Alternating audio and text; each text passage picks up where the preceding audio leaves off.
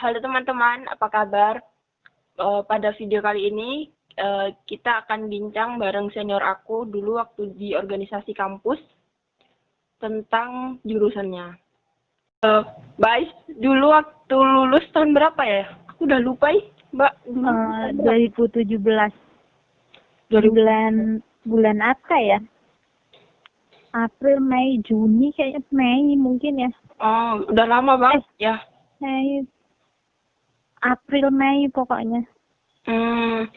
Udah sekitar 3 tahunan gitu lah ya. Iya. Sekarang Mbak lagi ini di mana? Lagi sibuk kerja kan? Iya. Sekarang ngajar di SMA yang di desaku. Jadi dulu itu SMA waktu aku sekolah waktu aku SMA. Habis 4 tahun kuliah, terus aku balik lagi, tapi beda status. Dulu siswa, sekarang jadi guru. Naik status ya. Level. Mbak ambil jurusan matematika ya kan? Iya, pendidikan matematika gitu. Dulu Mbak ambil matematika kenapa? Apa emang suka matematika? Ya kalau dibilang suka sih emang suka, dulu dari SD juga. Ya sebenarnya malas sama pelajaran itu, tapi nggak tahu kenapa kalau sama matematika itu emang udah suka gitu. Terus kelas SMP, SMA ya biasa sih, cuman kalau pelajarannya lagi matematika ya emang suka aja. Tapi pas lulus SMA itu sebenarnya nggak ada keinginan buat jadi guru. Cuman bapakku itu maunya aku jadi guru. Nah, kalau jadi guru sebenarnya pengennya itu ke bahasa Inggris. Tapi aku tuh nggak jago-jago amat. Pas-pasan. Oh gitu. Makanya kalau sarannya omku yang dia juga guru bilang, kalau mau jadi guru pilihannya itu ya kalau nggak bahasa Inggris matematika kayak gitu. Nah, dibanding bahasa Inggris ya aku lebih milih matematika. Nah gitu. Padahal biasanya orang jarang suka loh matematika. Mikirnya kan kayak ngeri gitu. Matematika banyak rumus, hafalin rumus gitu. Iya sih. Iya. Mbak kok tapi aku lebih gimana? Tapi dibanding hafalan bacaan aku mending ngitung pakai rumus gitu loh. Oh, ada triknya nggak sih Mbak kalau Mbak dulu pas kalau belajar matematika gitu supaya bisa suka matematika dan nggak terlalu, biasanya kan orang itu takut duluan tuh yang mau ini matematika, ngebayangin matematika udah serem gitu. Ada trik belajarnya nggak sih belajar matematika biar enak? Apa ya sebenarnya konsep sih. Mungkin ya sebenarnya tiap orang itu kan punya kayak kelebihannya masing-masing gitu loh. Apa ya namanya? Ya eksak dan non eksak lah gitu istilahnya. Kayak kalau anak bahasa dia kan lebih suka misal hafalan kayak gitu. Tapi lemah di perhitungan. Sebaliknya anak matematika juga kebanyakan teman-temanku dulu pas kuliah juga kami ya lemah waktu suruh hafalan. Jadi emang mungkin setiap orang emang udah ada kelebihannya masing-masing. Cuman kalau matematika itu sebenarnya kita itu kan main konsep sama kayak penyelesaian gitu loh. Kalau misalkan kita udah tahu alurnya, jalannya, kalau udah dapat penyelesaiannya, udah dapat kesimpulan, itu tuh kayak suatu kesenangan gitu, kepuasan gitulah. Nah, kalau udah nyampe ke tahap itu kan jadi kalau ada sesuatu permasalahan lagi matematika ya, kalau ada permasalahan lagi kita jadi ya pengen ngerjain lagi. Mbak itu kalau kuliah di pendidikan matematika tuh belajarnya nggak cuma matematika kah? Apa tadi Mbak? Enggak lah. Ada hafalannya gitu juga? Iya. Ada namanya filsafat pendidikan kayak gitu. Terus hasil hasil evaluasi pembelajaran matematika kayak gitu. Terus landasan pendidikan kayak gitu, tetap ada pendidikannya. Terus katanya juga sama bedanya pendidikan matematika sama matematika murni itu, kalau yang murni itu lebih dalam gitu loh. Kalau yang pendidikan berarti ini nggak Mbak, sama kayak apa yang diajarin di sekolah gitu kah? Apa lebih tinggi Tetap lagi? beda. Tetap beda ya? Beda. Ya istilahnya gini, kalau yang pendidikan, misalnya pendidikan matematika, kita bahas teori, misalkan sebenarnya ada 10 teori, kita cuma sampai 7 teori ke-7. Cuman kalau yang murni sampai ke teori yang 10, kayak gitu sampai bedanya. akar-akarnya gitu ya. Dulu aku ingatnya kalau matematika itu kan dicari apa ya? Dicari asal muasalnya kalau nggak salah ya. Asal muasal rumusnya nggak sih dulu? Ya, iya. Iya, pas kami kuliah juga kayak gitu. Sebenarnya kita itu kan sudah ada rumus-rumus pas kita SMA itu. SMA kan kita ada rumus yang gampang ini lah, rumus Pythagoras. Ya. Yang segitiga. Nah, kalau pas kuliah itu kita nggak belajar hitung rumus Pythagorasnya, tapi belajar asal muasalnya itu dari mana gitu. Ini apa, dulu guruku pernah bilang tuh, kalau jadi guru itu malah makin lama tuh katanya makin bodoh. Bahkan sekarang jadi guru, Mbak ngerasain kayak gitu nggak? Kan yang diajarin cuma itu aja. Yang lainnya kan kayak filsafat itu kan udah nggak keajar tuh. Masa Mbak belajar filsafat, ngajarin filsafat juga enggak kan? Iya, enggak. Kayak filsafat pendidikan gitu kan. Berarti Mbak setuju nggak apa statement yang kata guruku tadi tuh, makin lama itu kalau jadi guru tuh makin bodoh karena cuma taunya itu aja, tambah dikit gitu. Sebenarnya personnya sendiri kali ya. Soalnya aku belajar kalau guru tingkatannya aku sendiri yang emang aku kan baru 3 tahun ngajar. Ya masih awal banget lah. Maksudnya masih belum mateng lah istilahnya. Itu aku lihat sama guruku yang dulu itu guru SMA aku. Sekarang beliau malah udah pindah sekolah kan, ngajarnya anak SMP sekarang tuh dia. Tapi kalau ngikutin perkembangannya dia ya, kalau dia emang orangnya suka ingin berkembang gitulah istilahnya, ya dia pengetahuannya semakin luas, dan keluasannya pengetahuannya yang luas itu dia terapin ke pembelajarannya ke anak. Gitu. Jadi entah dia jadi lebih kreatif dalam bikin media pembelajaran, terus bikin suasana anaknya itu jadi lebih suka sama dia gitu. Jadi mungkin personnya guru sih. Ya, emang kalau pengen enak di tempatnya kita, ya kita emang gak ngembangin pengetahuan sih. Kalau Mbak sendiri berarti tetap ini ya, tetap belajar terus tiap hari? Enggak lah, enggak pasti. Berarti nggak ngembangin diri dong, gimana? Ya emang stagnan. Berarti yang kata guruku bener dong, gimana? Iya, makanya guruku itu dia berapa tahun ngajar ya berarti. Awal-awal aku lulus kuliah kan, ya aku kan masih sering ngobrol sama dia lah, lewat WA gitu. Terus bener-bener aku tuh nggak pengen jadi guru. Apalagi basicnya waktu kuliah itu kan di pers, pengennya ya ke pers gitu. Terus tapi qadarullah terjunnya ke guru, tetap aja terus ngajar. Tahun pertama itu kerasa banget. Pokoknya aku tuh sangat-sangat tidak menyukai dan tidak nyaman dengan pekerjaanku waktu itu. Wah. Bener. Nah, imbasnya itu aku jadi ngajar ya asal ngajar gitu loh. Nggak bener-bener sayang sama murid. Ya asal ngajar aja. Terus perlakuan ke murid juga aku rasa kayak ya asal kenal gitu aja loh. nggak ada kayak ikatan antara guru dan siswa.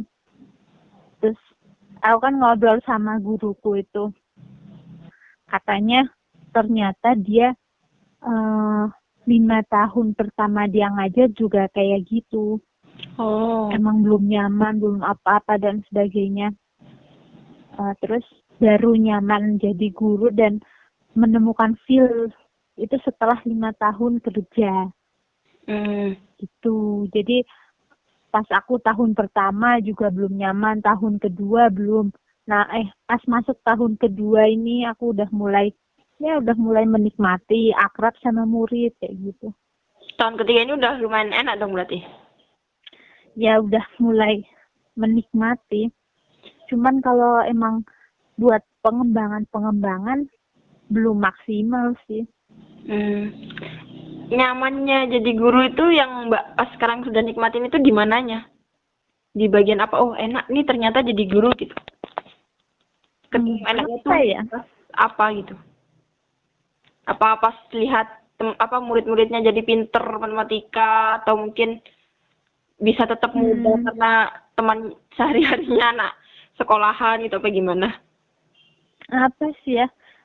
Aku sih sadar diri karena aku tuh kan ngajar matematika, sedang matematika itu nggak terlalu, ya sadar diri lah, matematika nggak terlalu disukain anak-anak, apalagi siswaku yang anak IPS gitu. Iya, benar.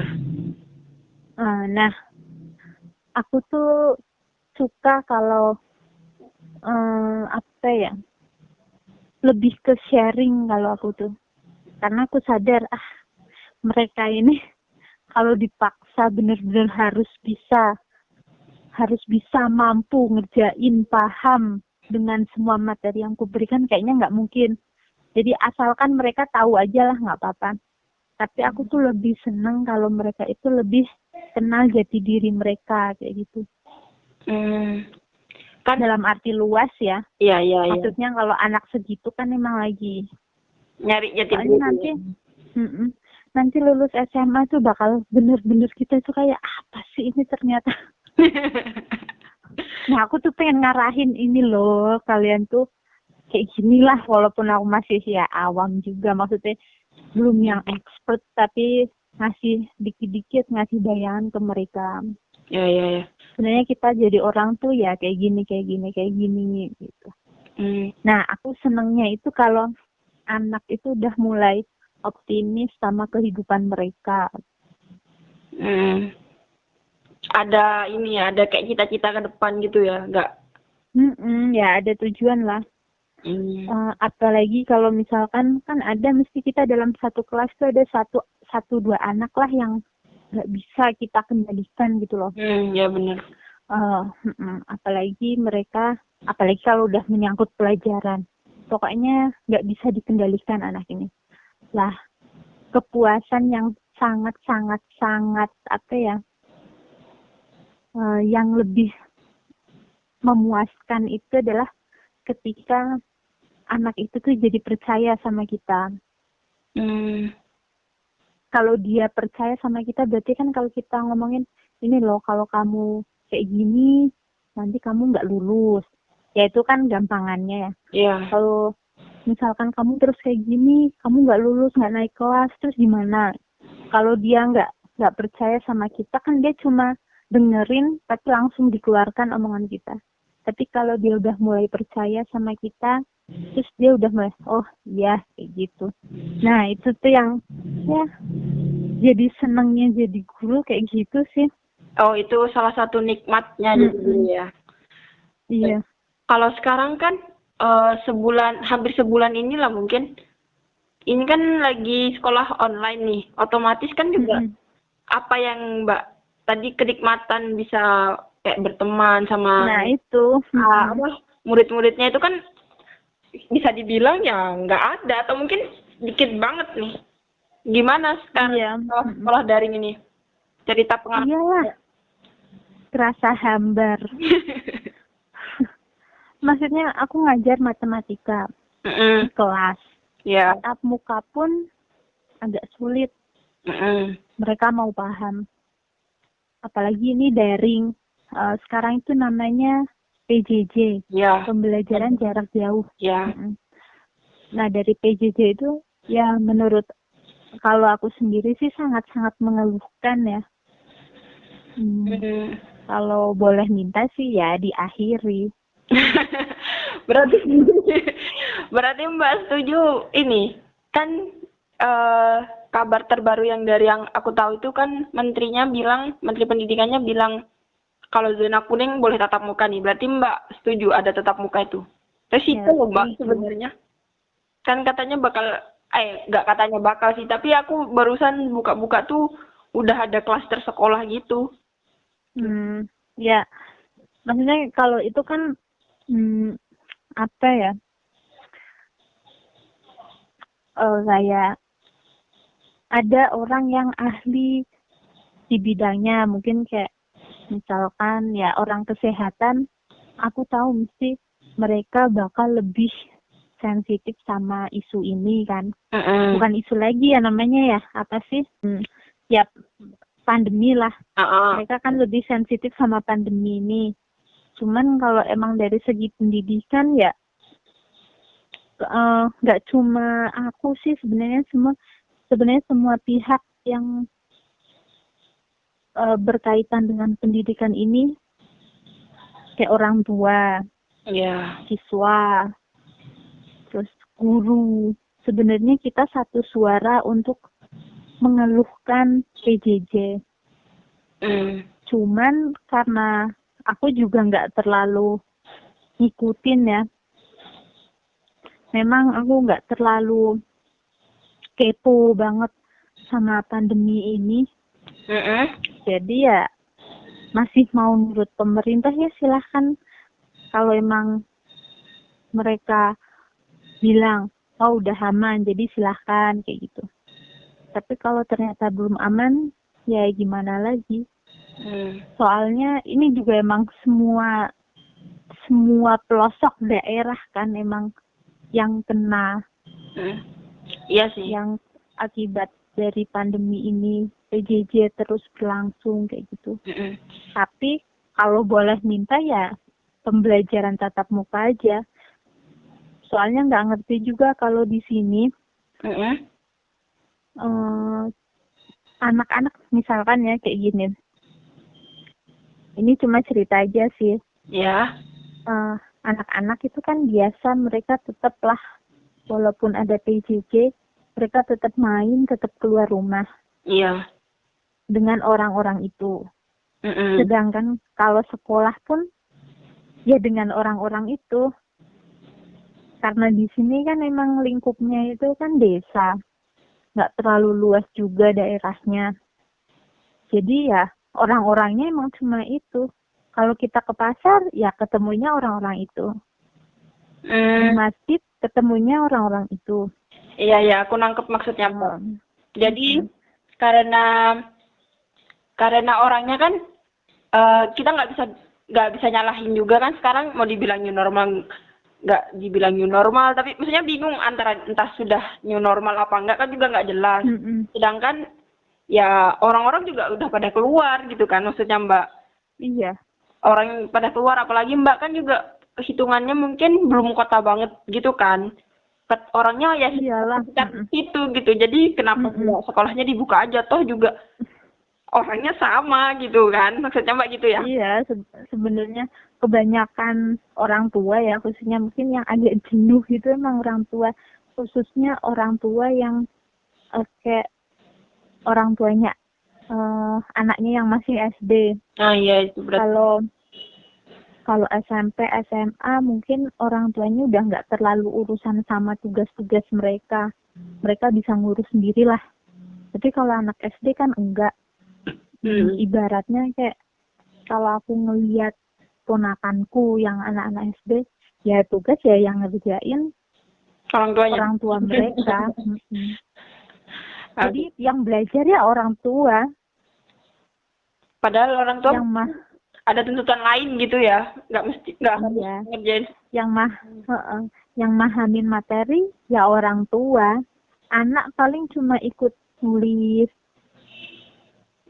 terus bikin video kayak gitu. Kalau selama ini, Mbak, ininya apa namanya, pembelajaran PJJ-nya kayak gimana? Apa tugas terus, atau mungkin buat video, atau mungkin pakai Zoom, atau Google Meet, atau gimana? Awal-awal sih aku emang agak rajin nih. Kan 1 minggu itu 2 kali pertemuan. Jadi yang satu tugas, yang satu materi, tugas, materi kayak gitu terus. Tapi terus ternyata PJJ-nya kan diperpanjang. Iya. Nah, anak juga udah kelihatan bosennya, kelihatan banget mereka mulai menurun perhatian mereka. Makanya aku materi pun sekarang udah berkurang. Aku pakainya itu grup WhatsApp sama Google Classroom. Cuman kekurangannya tuh kalau sebenarnya Google Classroom tuh enak kan, itu lebih rapi. Kalau emang buat pembelajaran tuh dia lebih rapi. Tapi anak itu kadang kuotanya itu cuma kuota chat, jadi dia nggak bisa ngakses gitu. Iya. Seringnya kayak gitu. Terus aku sendiri kalau mau upload video di Google Classroom itu agak susah juga. Makanya untuk materinya gitu ya? Iya, aku alihin ke WA. Cuman ya sebenarnya banyak kurangnya, kayak misalnya rame banget mesti chatnya itu numpuk kalau di WA. Iya sih. Tapi enaknya yaitu kuota, gampang kuota chat kayak gitu. Lebih merakyat. Apalagi internetnya Indonesia kan ya tahu gitulah ya, terlalu banyak rintangan kelancarannya. Kan kadang lemot apa gitu. Kalau ini itu kan kita mulai tadi bilang kayak keluhan untuk yang ada apa PJJ. Sukanya Mbak, ada nggak sukanya, masa sedikit aja gitu, ada nggak sih bagusnya PJJ ini? Ya, kalau ngomong sukanya ya otomatis waktu mungkin. Waktunya kenapa? Waktunya kan cuma jam 7 sampai jam 12. Biasanya? Jam 7 sampai asar ya. Oh. Kan soalnya ini udah yang full day itu loh. Di sekolahku kan full day. Cuma 5 hari kerja. Jadi sampai sore. Enggak jam 7 deh, setengah 8 sampai asar jam 3. Tapi banyak kurangnya. Untungnya itu doang. Iya. Bahkan misal gini ya. Walaupun jam setengah 8 sampai jam 12. Itu tuh bener-bener suntuk ya seharian itu pegang HP. Berarti kalau seandainya sekolahnya ini diperpanjang sampai tahun depan, Mbak nggak mau ya? Sebagai guru itu nggak mau ya? Isunya sih Januari emang. Januari. Pas kami waktu ajaran baru PJJ ini pas bulan apa ya berarti? Juli apa ya itu? Pas baru banget kami masuk ajaran itu ada wacana PJJ berakhir Desember. Januari mulai tatap muka, berarti kan itu semester 2. Iya. Nah, tapi ada lagi yang bilang sebagian sekolah itu emang udah ada yang tatap muka Depak kayaknya, kalau nggak salah itu. Coba nanti dicek aja. Kayaknya Depak itu kayak misal udah membuka tapi ya mungkin masih sip-sipan gitu loh. Kemarin rame juga sekolah negeri itu bisa tatap muka tapi sip-sipan, tapi kita harus ada ngumpulin dokumen-dokumen apa kayak gitu. Yang memang mungkin ya masih diusahain sih kayak gitu. Terakhir nih, ada nggak yang mau Mbak sampaikan buat entah buat murid, untuk orang tua murid mungkin, atau buat guru sesama guru gitu? Ada nggak buat penutup. Iya. Jadi kalau aku sendiri ngelihat murid-murid itu kayak masih menyalahkan guru karena PJJ ini sebagian ya. Jadi mereka ada yang masih berpikir kalau PJJ ini ya guru gitu loh. Padahal kami juga kan manut sama yang di atas. Maksudnya pemerintah yang di atas. Maksudnya masih manut sama kebijakan atasan. Jadi buat murid, kami juga lapisan guru itu sebenarnya juga sama-sama mengeluhkan, sama-sama ya seperti kalian yang merasa jenuh dan lain sebagainya. Tapi memang ini yang harus kita jalani karena memang kondisinya kan memang seperti ini, kita nggak bisa maksain. Kalaupun kita maksain, padahal ternyata belum siap, itu kan malah jadi bumerang buat kita. Jadi ya bersabar, ikhlas, dan tetap semangat. Iya. Oke Mbak Aisyah, makasih banyak udah mau sama-sama ngobrol.